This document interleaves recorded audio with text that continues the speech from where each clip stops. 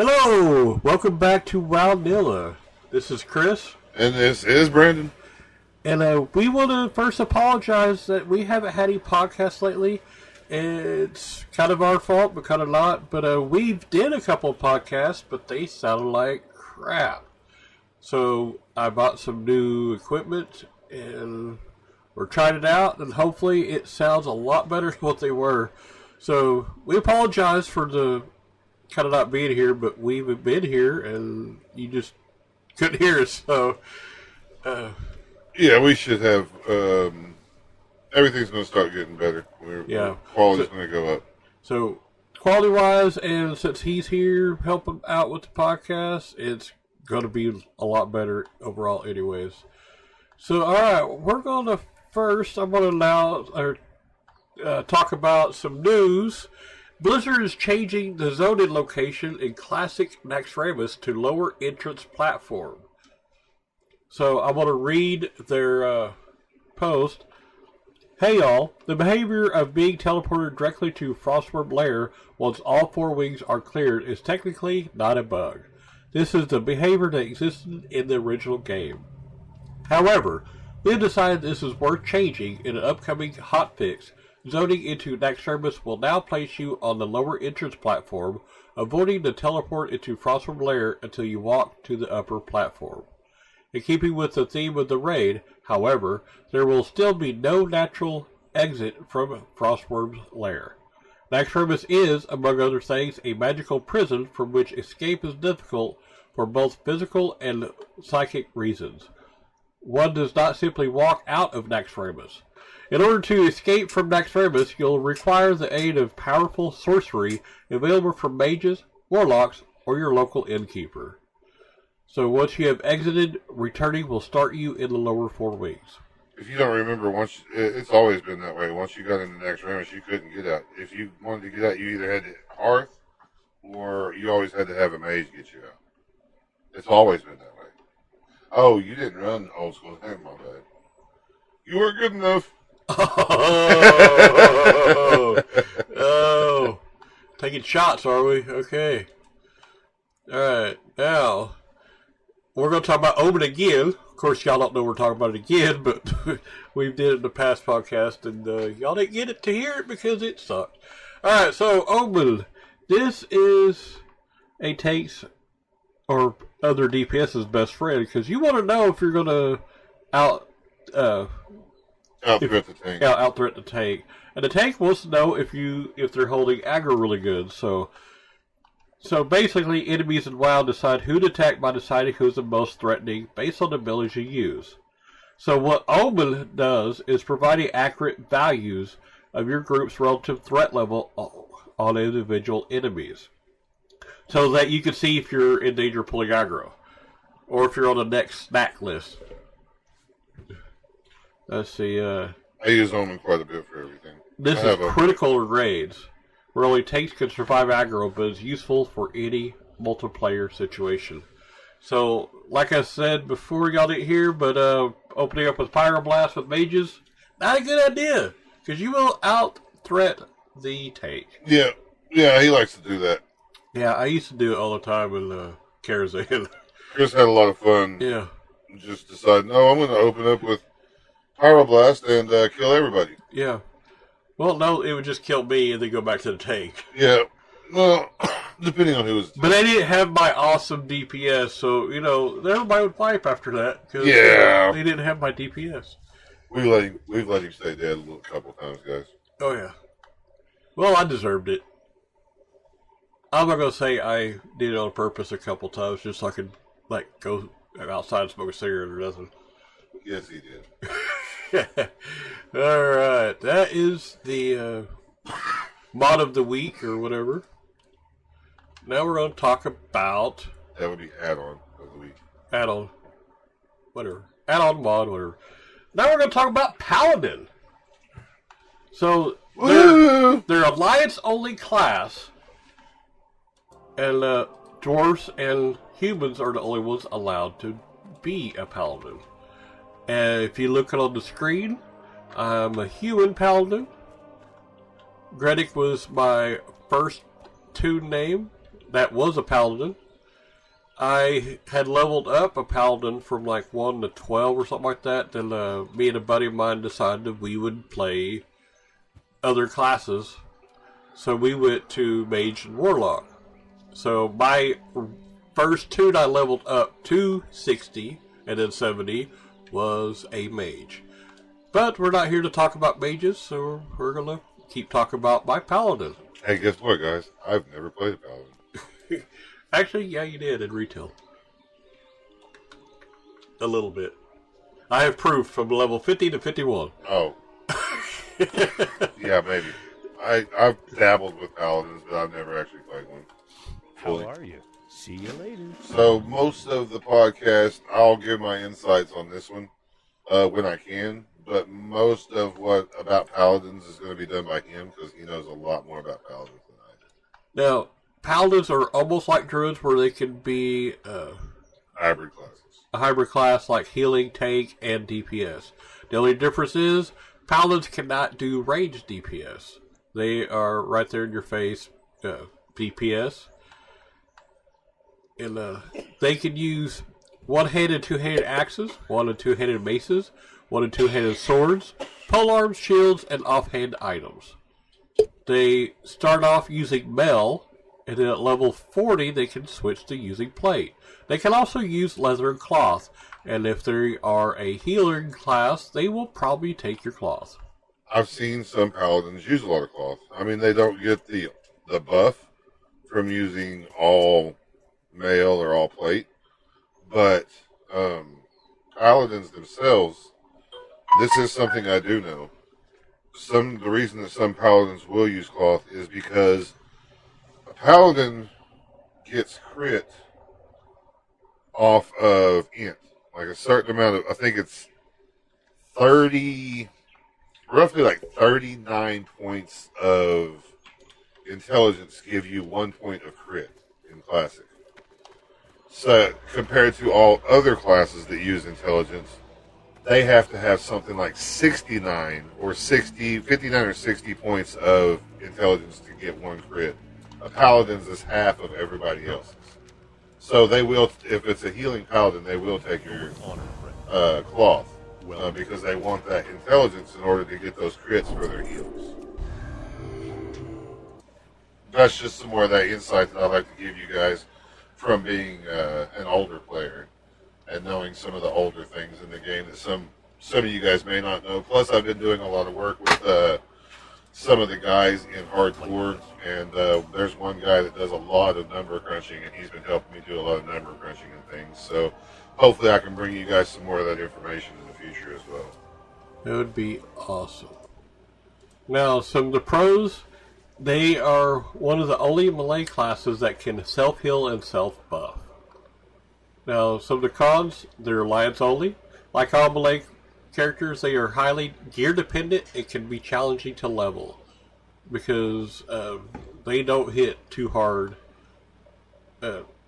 which is, a bad thing, but they lack the threat generation abilities in Classic. But, of course they have it in retail. And thus, they are not in demand as primary tanks. With no ranged spell or ability to use ranged weapons, face pulling becomes a Paladin art form, at least until you can get the coveted Link's Boomerang trinket from Ungoro Crater. Dude, face pulling is so fun. I'm sorry, but I love face pulling.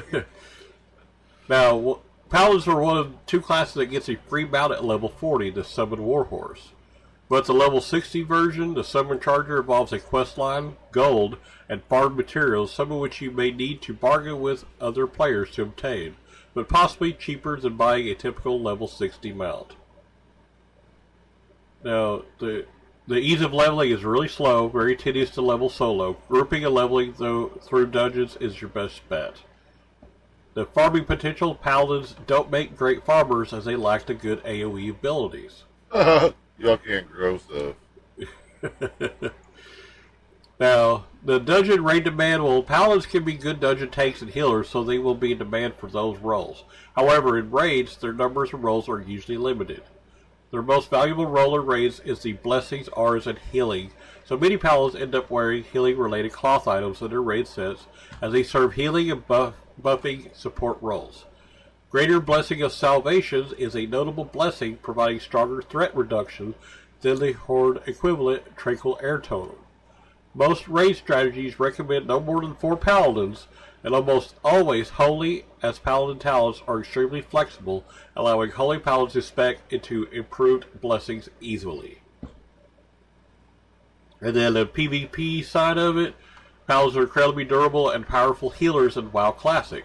With plate armor, an array of powerful cooldowns, and strong single target healing, paladins are one of the best healers for supporting melee and are able to get into the fight without needing to worry about themselves. I've seen some pretty decent paladin PvP. Yeah, if you know your paladin pretty good and you talent him right, what you're doing and everything else, I think the paladins are really good, but they don't become really viable until Wrath. Actually, I think, if I'm not mistaken, BC, they become pretty good too. The very, very end of BC. Yeah. They took away the holy power, where so paladins had to have holy power to help with their tanking stuff. Yeah. And I think that's when they got their threat. Oh, their yeah, taunt. I think so. Their taunt, Well, paladins, if consecration, if you can consecrate as a paladin tank, you can hold aggro. I mean, I watched a buddy of mine in Wrath, anyways. I watched a buddy of mine in Wrath do consecration / dance, and I couldn't pull aggro from him. Oh yeah. That was Drago. He did that. He did that while he went to use the restroom while we were in the middle of a dungeon. So that was fun. But yeah, paladins overall, I like a paladin. They're good to have in groups. They're good to have in raids. And if you can actually find a paladin that is a good healer, they're some of the best. To me, they're some of the best main tank healers out there. Yeah. I really like paladin. I love my paladin. I still play my paladin to this day. In fact, if you watch the stream on the retail, not stream, but on YouTube, you will see me leveling a paladin in retail right now. Matter of fact, I'll still play that other paladin from time to time. Yep. Savage Tank, I'll do it. But okay, then I think that's all about paladins. What do you think? You got anything else?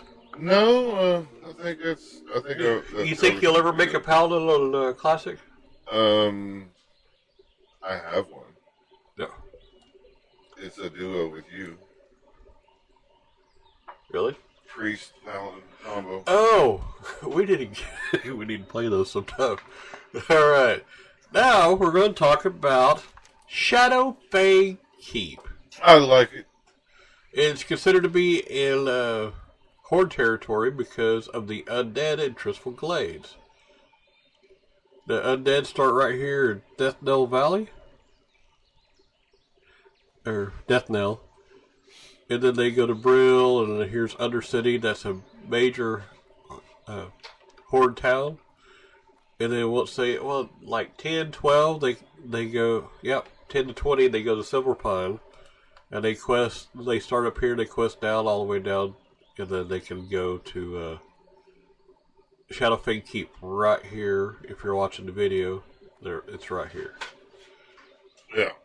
Shadowfang Keep isn't easy to get to, though, if you don't like it. Because you got to go through, I mean, it's a long, you can get there, and it's not too bad. It's just a long journey, because you got to go through Hillsbrad Foothills, and then you got to go into Silver Pine from the Hillsbrad Foothills, and you get to Shadowfang Keep that way. You just got to watch out for Horde cities. You don't want to get too close to the Undercity. You don't want to get too close to some of the little camps that they have, like the Sepulchre area that's in Silver Pine. You don't want to get too close to the Sepulchre because that's a Horde city, and they'll come slap you around a little bit and stuff. But other than that, I mean, this isn't horde. It's as far as questing, it's horde only, but it's not horde only to get in, because there are some good things in this dungeon that you would want as an alliance character.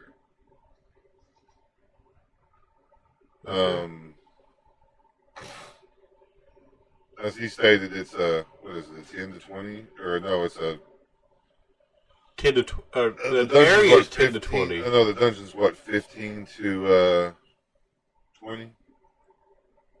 22 to 30. 22 to 30. Wow, I'm way off. I guess I just like Just a to go little in there bit. early. Yeah, apparently.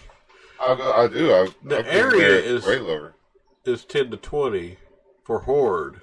Or, Yeah. Alliance, but the actual Yeah, it's Shadowfang 22 Keep. to 30. I see it now. Well, I wouldn't even thought that at all. Neither would I, because I've went in there. As a matter of fact, I went in there the other day as my classic player, just to look around, because I was over there anyway. So I went over there to check it out, and I was able to take my hunter inside and kill the whole first entire room, all the way up to the first boss, with just my hunter by myself, and my hunter is 26. Okay. So, me being 26, soloing some of that stuff, they were gray to me. So I wouldn't think it would be, but I guess 22 would be gray to a 26. But still yet, it didn't seem like it was that high. But maybe it is. Now, some of the noteworthy trash mobs. Shadowfang Moonwalker is a worker-like mob located primarily in the courtyard of Shadowfang Keep. They have one notable ability, Anti-Magic Shield, which makes them immune to all magical spells for 10 seconds. Yeah, they put a little green aura around them, and you can't cast them. That's why you want to have at least some melee with you. Oh yeah. And then Paladin. you have a Wailing Guardsman, which is another one of the mobs in here. It has Screams of the Past, which silences all players within 5 yards for 5 seconds. So if you get to those guys, you casters just want to stay away from, stay at least 5 to 7 yards away from them so you don't get silenced, especially your healer. Alright, now to the bosses. Wrestlegore is a level 20 elite worgen that's located in the first room of Shadowfang Keep. Now he's got a soul drain ability, so be mindful of that. He's typically a tank and spank.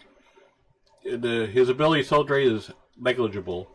He also has a moderately low health pool and a loot table comparable to his difficulty. His white shoulders. The only thing you should be aware of are the mobs surrounding him, two of which should be pulled prior to engaging a boss. The one mob that will remain, a Bleak Ward, should be polymorphed or burned down prior to switching DPS to Wrestlegore.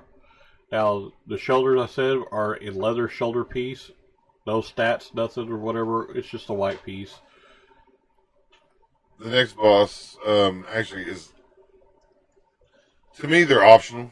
I don't really know. Everybody pulls them because of the stuff that they drop, but it's a Felsteed and a Shadow Charger. They're level 20 to 21 horses, and they're located in the stables. Like right as you'll see them. It's not easy to. You can't really get paid. You don't want to go past them. You'll see them. Yeah. Their only ability is Fell Stomp. It's 20 damage to nearby enemies, and it stuns you for 3 seconds. It increases the physical damage you take by 10. So that's pretty much going to be on your tank. They're just straight up tank and spank. You can polymorph them, so it's not hard if you want to polymorph, because there are, I think, 3 of them. And regardless of how you how careful you pull, it's always going to be 3 of them, because they're all linked together. So you can polymorph one and fight, one, and then DPS the other one, and then kill the third one. What we usually do is just pull all 3 of them and just focus fire them down. They do hit hard, but You can usually heal through it. You can have a warlock pet tank one, a hunter pet tank one, if you need to. But mainly it's straightforward tank and tank.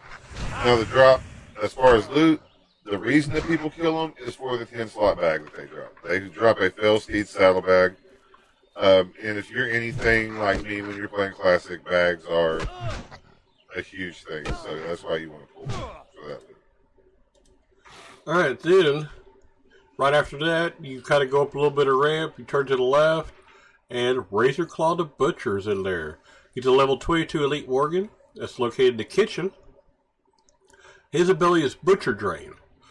Now, he's another simple tank and spank, so make sure you clear the room before you pull him, as well as the surrounding patrols. His abilities are negligible, and no further explanation is really required about him. So his loot is a green bloody apron. It's a cloth chest piece with 8 stam, and it requires level 18 to wear it. A butcher's slicer, which is a one-handed sword with 2 strength and 2 stamina. Gotta be level 18. And then we got a blue item, a one-handed axe with 5 strength, 2 agility. You gotta be level 20. Once you finish him, you'll come to Baron Silverlane. He's in a room with a lot of long table. It's like a dining area. Mess hall, what they call it. He's a 24 elite. He's got one ability, which is the Veil of Shadow. Reduces healing effects by 75 for 15 seconds. That'll go on your tank, mate, usually. Just have to heal through it. He's another pretty much straight spanking, just tank and spank. Really and truthfully, that his effect is like a beefed up Mortal Strike, more or less. But just clear the room. You can't pull him. You don't want to pull him until you clear the room. You clear both sides of the table. He'll be at the very end. Once everything's cleared, you can pull him. Just beat him down. It's pretty easy. He has his loot table's not that great, but it's all right. He has one of the best rings, but he does drop a Baron Scepter, which is a one-handed mace, 4 strength, level 52 item. Or it's an item level 25.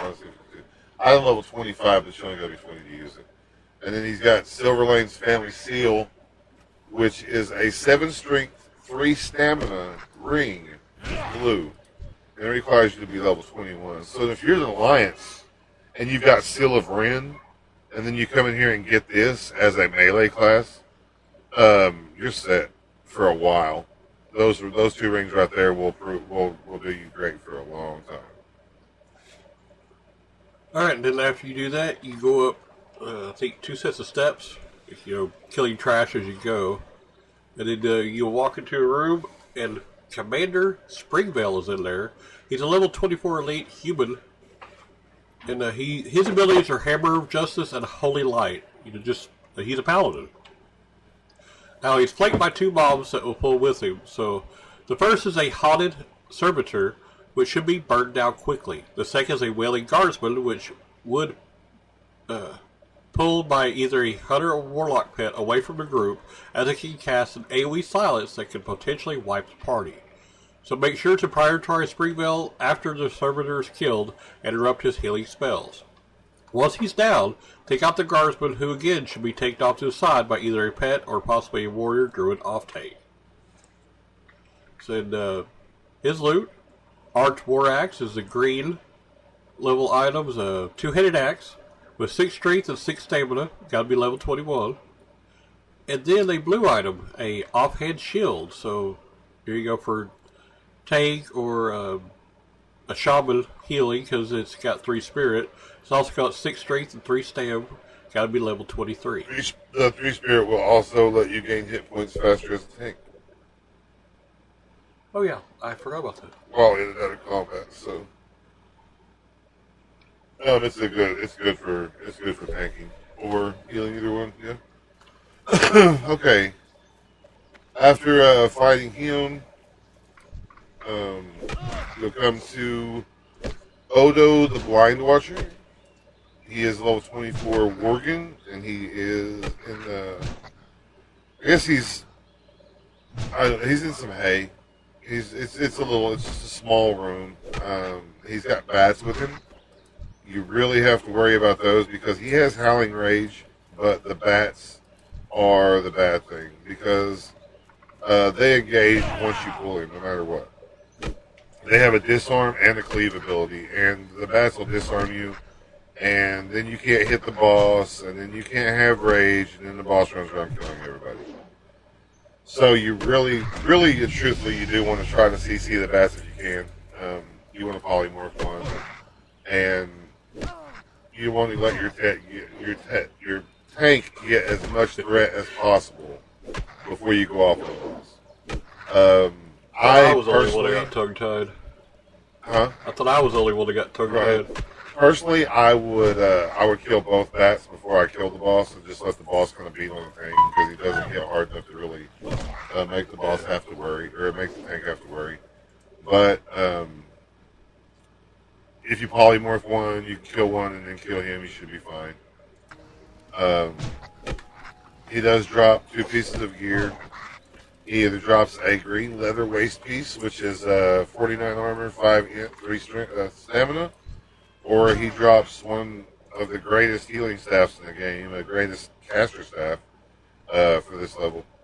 It's called Odo's Lay Staff. It's a blue staff. It's got 5 stamina and 12 spirit. So that spirit's really good. So he's pretty fun to kill. Now, if you're lucky enough after you fight that one, you can go out to the ramparts, and there might be a rare called Deathsword Captain. Now, he's a level 25 human guard. He's got cleave and hamstring, so he's a warrior. Now, he should be taken away from the group as his cleave ability can do a severe amount of damage. If you will him with any wailing guardsman, make sure to take him at least 10 yards away from the guardsman to avoid the AoE silence. But besides that, take and spank.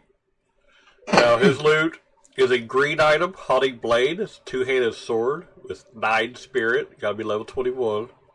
And a blue item, a mail chest piece with 3 strength, 11 stam, and 5 spirit, gotta be level 20. I've noticed there's been a couple of shaman pieces in here. Oh, yeah.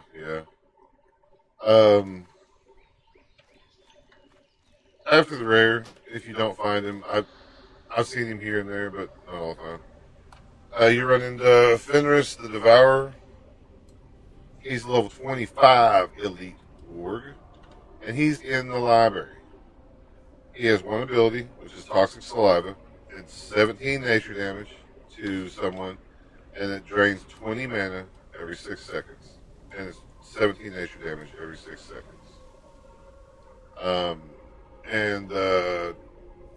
When it does that, it gives the mana to the boss. And it lasts 2 minutes. So, if you got somebody that can remove poison, just remove it. If you don't, you're just going to have to deal with it. He's an easy boss. Tank and spank. Oh, yeah. Beat him up. He drops 2 pieces of gear. Fenris' hide, which is 4 agility, 2 stamina. And that is a back piece. And then he drops a leather wrist piece, which is 38 armor and 5 stamina.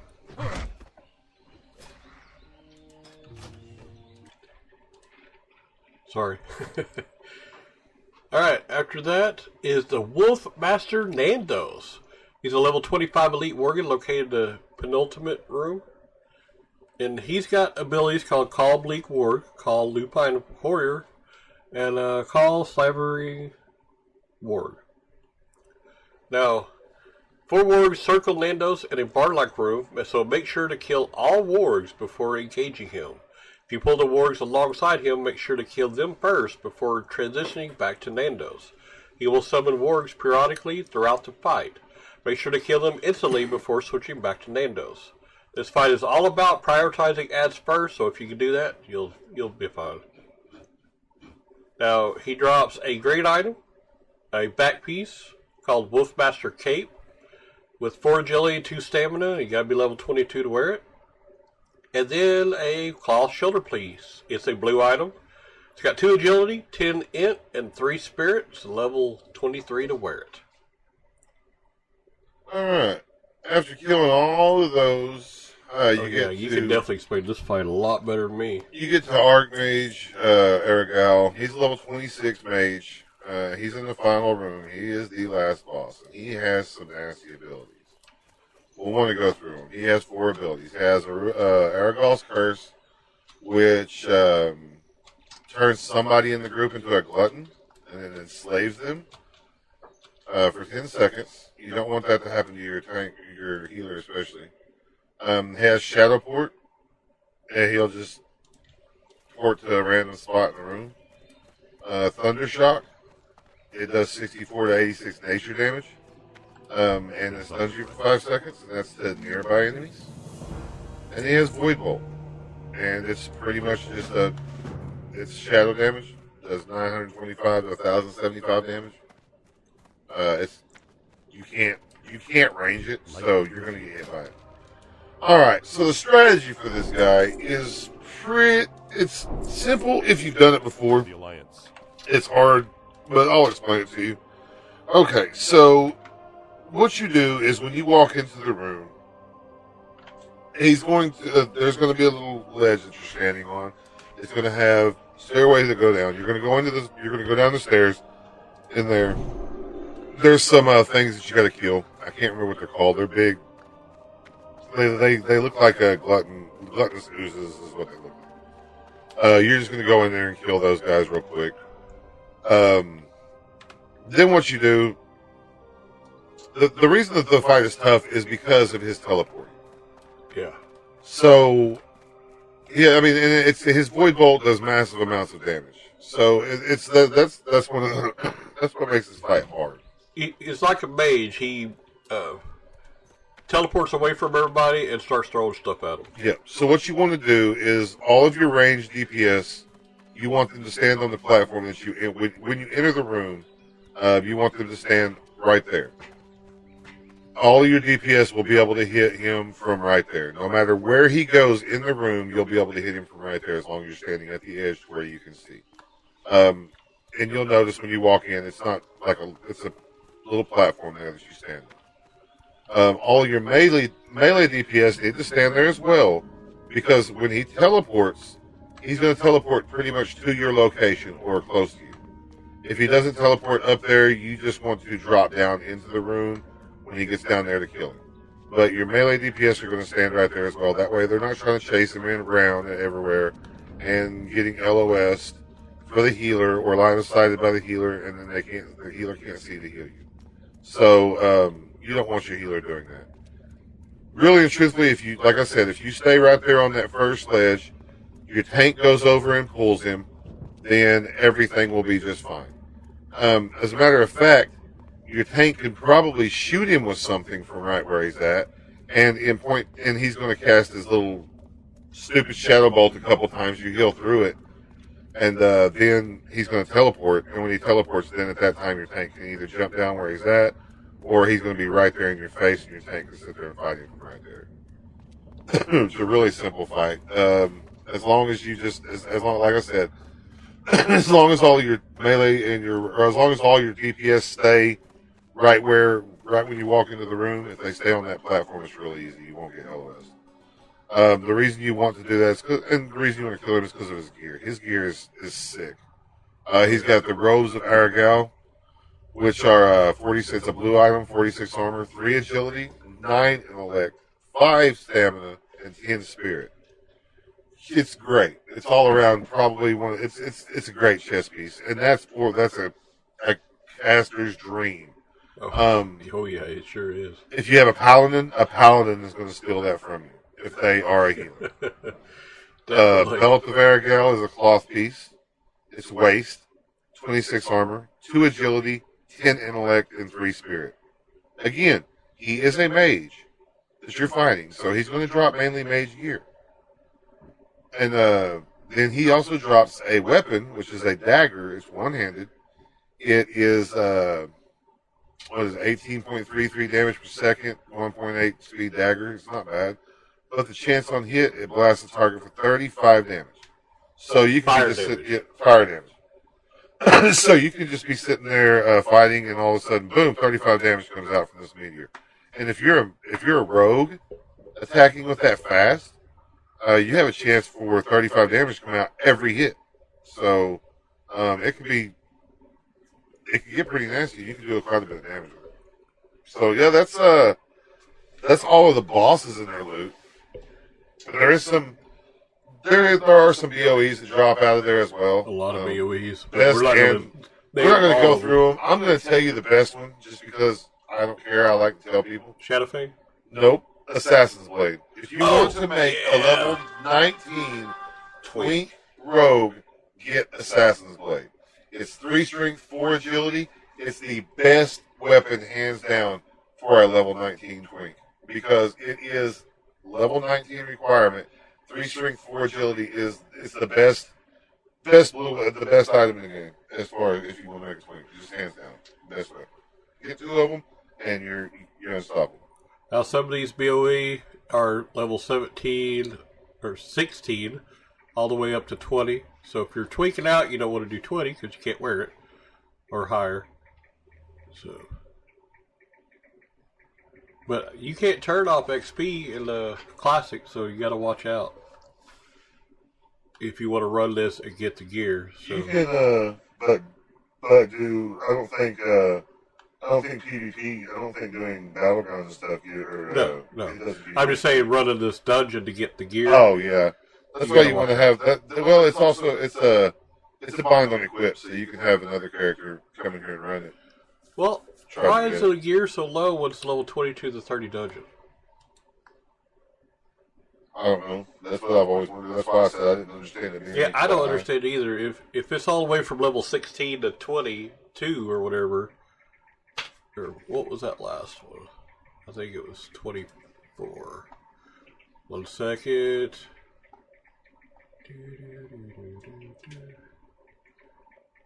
24. You gotta be level 24 to wear all 3 of those, the last boss's gear. So, yeah.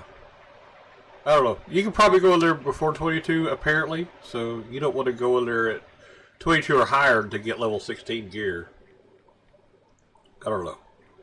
But anyways, that's it for this week. We just wanted to get one out because we tried, but the sound quality was really bad on the last one. And we don't want to put out bad sound quality for you guys. If at all possible. We want every one of these episodes to be able that you want to listen to it over and over again if you want to, and not stop it midway. It's going, oh my goodness, I can't stay and listen to this one because the sound quality is so bad. And then you listen to the second one, which was also bad, and you go, oh my goodness, I'm going to quit listening. So I had put it up, but I immediately deleted once I realized the sound quality was so bad. So if you did hear it, I apologize. Hopefully nobody got to hear him. I think I listened to it, but that's just, I have to. Yeah. He listened to it, then he goes, hey, you need to delete that. I'm like, oh, I didn't listen to it. Yeah, you're right. So, alright, well, there you go. Have fun playing a game. Yep, I'll have fun. This show is brought to you by Heartland Production Entertainment. If you'd like to help to make the show better, go to patreon.com/heartlandpae.